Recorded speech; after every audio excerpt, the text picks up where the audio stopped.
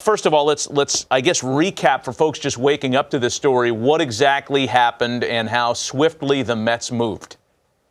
Yeah, it was a pretty swift reaction on the Mets' part. Now, this story broke last night from ESPN. Jeff Passan, the great reporter there, reporting that back in 2016, Jared Porter had inappropriate exchanges with a female reporter. The Mets found out about it yesterday. The story ran late last night, and by early this morning, Steve Cohen, as you saw, had tweeted out the Mets had terminated Jared Porter. Sandy Alderson issuing a statement, the Mets issuing a statement, obviously. His former teams, the Cubs and D-backs, all issuing statements condemning this. So it was a pretty swift action on the Mets' part.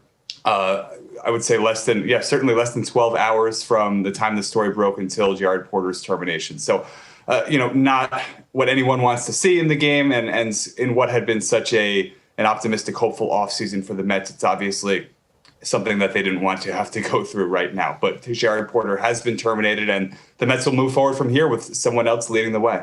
Yeah, the swift reaction, I think, came perhaps in part to the fact that, look, the Mets have hired people recently that have had past misgivings, not under their watch, yet that person is now working under their brand, and they're kind of stuck with, oh, wow, what do we do now? I think about Carlos Beltran. None of what Carlos Beltran was accused of happened while he was playing for the Mets, let alone managing them, because he hadn't begun yet. Same thing here with Jared Porter. This happened 5 years ago, but the Mets acting very swiftly to remove him from his post with their organization. So the question I have for you now, Anthony, what next for the Mets?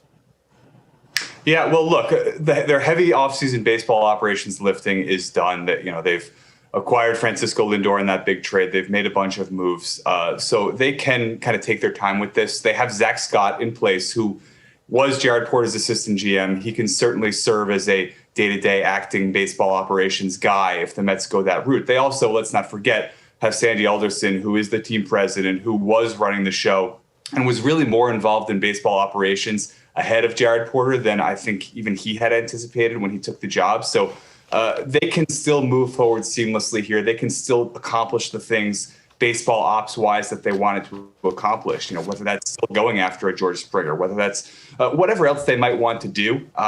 This doesn't have to affect that. They've got a lot of strong baseball people in place. Sandy Alderson, like I mentioned, Zach Scott, John Ricco, who's been a member of the organization forever and has been an interim GM in the past, has certainly been advising on baseball ops matters and can continue to do so. So, again, not anything the Mets wanted to go through, obviously, but they are well equipped to move forward here without a major interruption in what they want to do baseball-wise. Yeah, tough story to kind of digest and take in. And Anthony DiComo joining us for some details and clarification on the removal of Jared Porter as Mets GM. Anthony, thanks for the perspective.